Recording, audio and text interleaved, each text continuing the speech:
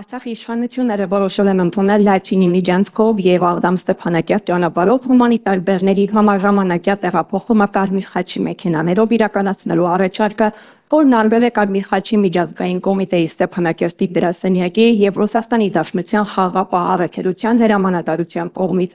Արցախի տեղեկատվական շտաբի տարածած հայտարարությունն ամբողջությամբ ներկայացնում ենք ձեր ուշադրությանը։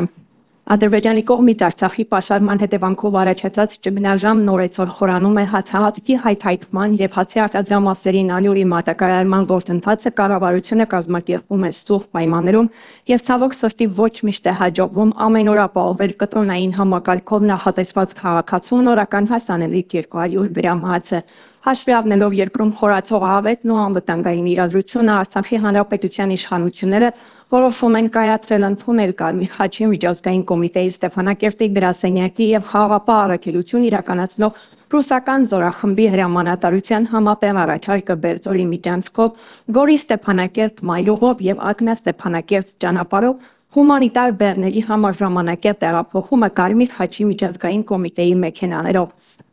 Գործընթացի կազմակերպումն անհրաժեշտ է ինչպես մեր քաղաքացիների կյանքին ու առողջությանը սպառնացող վտանգները չեզոքացնելու, այնպես էլ Բերձորի միջանցքով հումանիտար բեռների հետագա տեղափոխումն ապահովելու համար։ Տեղեկացնում ենք նաև, որ միջնորդներն աշխատանք են տանում Արցախի և Ադրբեջանի պաշտոնական ներկայացուցիչների հետ հանդիպում կազմակերպելու ուղղությամբ հանրապետությունում լարված հումանիտար և անվտանգային իրավիճակը խփափելու նպատակով, ասված է հայտարարության մեջ։ Լարվածությունը հայ-ադրբեջանական սահմանին և Արցախյան շփման գծում պահպանվում է։ Այսօր սեպտեմբերի 17-ին Ազատության հետ զրույցում ասել է Հայաստանի արտաքին գործերի նախարար Արարատ Միրզոյանը։ Ըստ էության մենք միշտ էլ ասել ենք, որ Ադրբեջանի այսպիսի անկանխատեսելի պահվածքի պարագայում միշտ պետք է սպասել լարվածությանը, որում թե Լեռնային Ղարաբաղում, թե Հայաստանի Հանրապետության սահմաններին։ Ընդգծեց Միրզոյանը, շարունակելով մենք տեսել ենք մի քանի անգամ ներխուժումներ Հայաստանի Հանրապետության տարածք և Հայաստանի տարածքների օկուպացիա և նաև անընդհատ սպառնալիքներ ատելության խոսք նաև Լեռնային Ղարաբաղի նկատմամբ հումանիտար աղետի եզրին են հասցրել Լեռնային Ղարաբաղի բնակչությանը և ահա լարվածություն միշտ սպասվում է։ Թե ինչ են անում նախարարը մանրամասն է, ակտիվորեն աշխատում ենք միջազգային գործընկերների հետ, վստահ եմ հետևում եք, տեսնում եք և հայտարարությունները և կոչերը իհարկե նաև իրավական որոշումները արտարադատության միջազգային դատարանի։ Պետք է շարունակենք այսպես աշխատել, մինչև որ կառուցողական դաշտ կա Ադրբեջանը, որովհետև մենք Հայաստանի կողմից վստահաբար ուզում ենք խաղաղություն, բայց ուզում ենք երկարատև խաղաղություն, ուզում ենք տարածքային ամբողջականության ճանաչում, բայց այո փոխադարձ, որովհետև գիտեք Ադրբեջանը մեր սահմանները պետք է ճանաչի։ Կա այդպիսի պայմանավորվածություն, բայց մինչ օրս Ադրբեջանի նախագահը հրաժարվում է այդ մասին հրապարակային հայտարարություններ անել։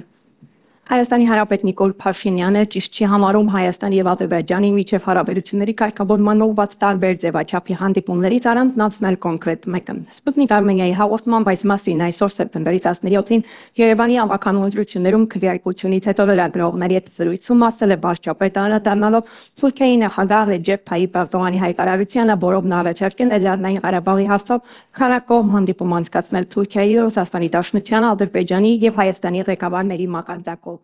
Ամենատարբեր առաջարկներ և գաղափարներ կան, ես չեմ ուզում առանձնացնել այդ գաղափարներից մեկը։ Խնդիրն այն է, որ դա միակ գաղափարը չէ, որպեսզի ես վերաբերմունք արտահայտեմ։ Մենք կարծում եմ պետք է ամբողջության մեջ նայենք, նշել է Փաշինյանը, մեկնաբանելով արդյոք Էրդողանից արդեն առաջարկ ստացել է, թե ոչ։ Թուրքիայի նախագահ Ռեջեփ Թայիփ Էրդողանը սեպտեմբերի 16-ին հայտարարել է, թե պաշտոնական Անկարան առաջարկել է Ռուսաստանի, Թուրքիայի, Ադրբեջանի և Հայաստանի ղեկավարների մասնակցությամբ քառակողմ հանդիպում իրականացնել։ Նիկոլ Փաշինյանը վստահեցրել է, որ հոկտեմբերին Իսպանիայի Բյուկարենադա քաղաքում անցկացվելիք Եվրոպական քաղաքական համայնքի գագաթնաժողովի շրջանակներում նախատեսված Փաշինյան-Միշել Ալիև եռակողմ հանդիպմանը, որը փաստաթուղթ չի ստորագրվի։ Ցավոք սրտի ոչ, եթե փաստաթուղթ նախատեսվեր ստորագրել, ապա կնշանակեր, որ մենք համարել ենք, թե այդ փաստաթուղթը համապատասխանում է Հայաստանի Հանրապետության հավասարակշռված շահին և մենք պատրաստ ենք ստորագրել։ Մենք ասել ենք, որ մեր առաջնահերթությունը խաղաղության օրակարգն է և ուզում ենք հնարավորինս արագ, օրինակ մինչև տարեվերջ կամ մյուս տարվա սկիզբ ստորագրել Ադրբեջանի հետ խաղաղության պայմանագիր։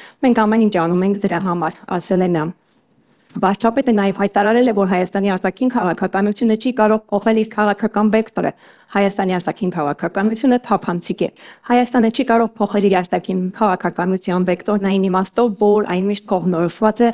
ըստ Հայաստանի Հանրապետության պետական շահերի, նշել է Փաշինյանը։ Նրա խոսքով Հայաստանի Հանրապետության արտաքին քաղաքականությունը միշտ ուղենշված է եւ ելնում է երկրի պետական շահերից։